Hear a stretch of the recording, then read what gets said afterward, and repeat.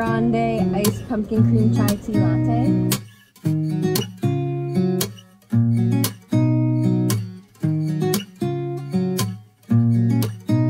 Good morning. Happy almost fall. We're doing, oh, little buddy's back there. We're trying to do a car nap. Around this time of the morning, he just like doesn't love taking long naps, but he does love the car and usually falls asleep pretty fast and stays asleep, so I'm just watching him on the monitor. So we're gonna try to do a third trimester recap video while he sleeps, and hopefully he'll sleep through the whole thing and give me a good nap, but it already sounds like he's stirring and we just got in the driveway. We'll see. Oh, no, he's awake. Look at this guy. Hi, buddy. Are you not gonna take a good nap for Mama right now? No, you're awake. Okay. I'll get you out. Alright, we did it. He is down for a nap. The number one thing that I'm learning in parenting is that you can have a plan, but if boss baby tells you otherwise, you just gotta roll with it, because he's the boss, not me. Let's talk about the third trimester. So my first trimester was pretty good, no complaints there. The second was amazing, definitely the honeymoon stage like everybody says. And then the third was definitely the hardest. Physically, mentally, overall just was really tough for me. And so I guess we can kind of start with the physical aspect of it. I was feeling very uncomfortable, my ribs hurt all the time. I would lay on one side of my body and it would start to feel like a bruise, and then I would flip over to the other side. It'd give me some relief for a little bit and then it would start to feel like a bruise again. So a lot of the nights were getting up to pee every 5 minutes and then tossing and turning to keep my body comfortable. And really the only things that were giving me relief from just the uncomfortable pain of being pregnant was seeing my chiropractor every week, which I love her so much.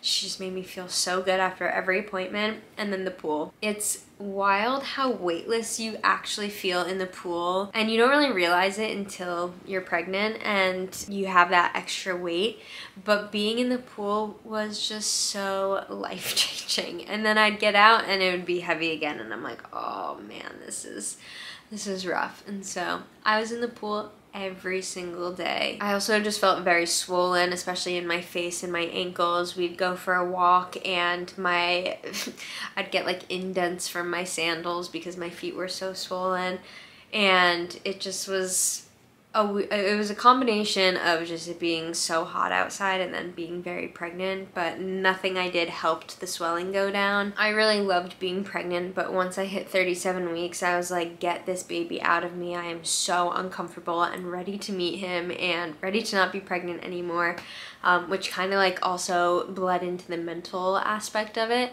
It was a roller coaster. So Jack was transverse my whole pregnancy, but up until about 37 weeks it really didn't matter. Everyone was saying that he has time to flip down, and he will because he's halfway there. And as each day went on leading up to 37 weeks, he was not budging. So when I was 35 weeks I turned 30 and my parents came into town and I surprised them with a 3D ultrasound. And when we were there, the technician was kind of like, yeah, he's not turning, it's too late, like there's no way that he's gonna turn. And so that kind of like started making me feel really anxious that we wouldn't be able to do the home birth, because if he's transverse we would have to go to the hospital and do a C-section, which is, it was completely opposite of like the birth experience that we wanted. And so I was just trying to be positive and feel hopeful that he would turn. And so the following week, 37 weeks, I cried every single day. I was just trying to come to terms with the fact that like I might not have the birth that I had envisioned for this past 37 weeks. And then when we went to my midwife appointment, I just broke down and was like, I'm feeling very defeated. I don't feel like he's going to turn. Just in my heart, I don't think he's gonna do it, and this might be goodbye for us. And she recommended doing an ECV in a hospital, and she said it's not 100% successful every time. You would have to get a shot in your back similar to an epidural for them to do it, but this is an option if you want it, and we can try it. I had known about the ECV for a few weeks, kind of was going back and forth, was leaning towards a no, and then just kind of the doors started opening. I started hearing stories about how it was successful for other women, and I just kind of like felt this like little nudge and to do it, and so I was like, all right, let's just book it, and if he flips in the next few days before the appointment, then I can cancel it. If not, let's try this out. Hello from editing. I totally forgot to mention all of the natural ways that we tried to flip Jack from 35 to 37 weeks. I did massages, chiropractor, acupuncture, spinning babies, hot and cold therapy, handstands and flips in the pool. So we tried everything before deciding to do the ECV, and I'm really thankful for everybody that worked on my body to try to flip him head down before we decided to do the ECV. We went and did the ECV and it worked. She was able to flip him in less than 2 minutes. She was like, all right, here we go, let's do it, flip him. And she's like, we're done. And I was like, are you serious? You're done? Like, he's head down right now? And she's like, yeah, we're all done.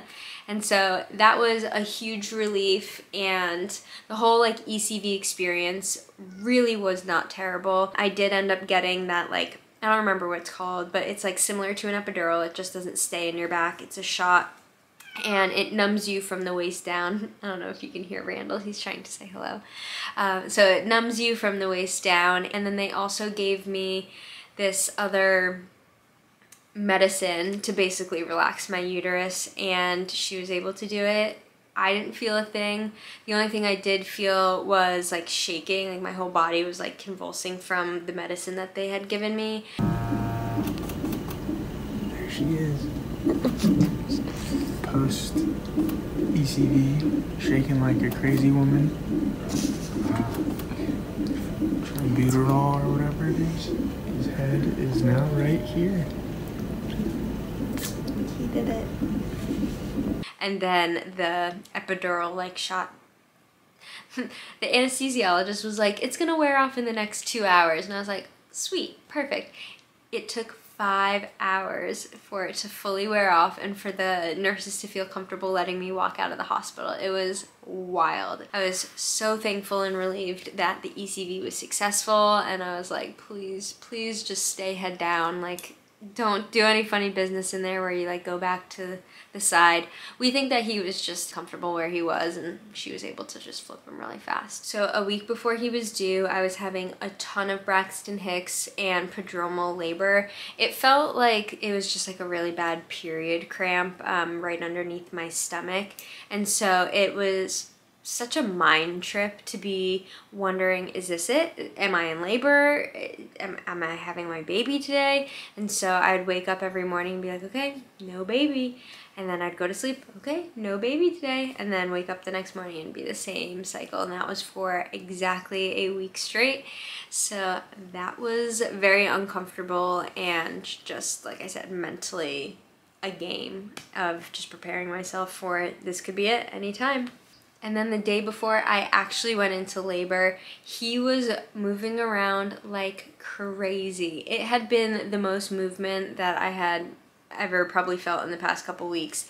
And I even put it on my Instagram story, like a video of him moving in my belly, and did a poll. And I was like, were your babies this active before going into labor?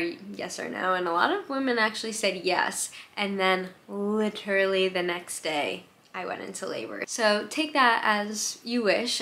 Very active babies might be a sign of you going into labor. So another thing that was pretty tough mentally was, just like the first trimester, I started to feel very unmotivated and then very guilty about feeling unmotivated.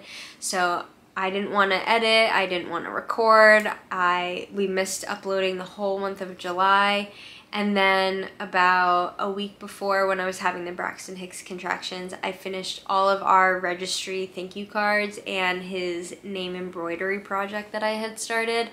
And so I started to kind of get like a fire of like, okay, I need to get stuff done and then he can come. And so after I finished those 2 projects, I felt really good. I felt accomplished. And then I was like, all right, I'm gonna get back into YouTube. And then he came. So it's funny how it like started out feeling very unmotivated, and then my body just like knew he was about to arrive and was like, all right, let's do it. Let's do it all. So overall, I really loved my pregnancy journey. I am so thankful that I even got to experience being pregnant.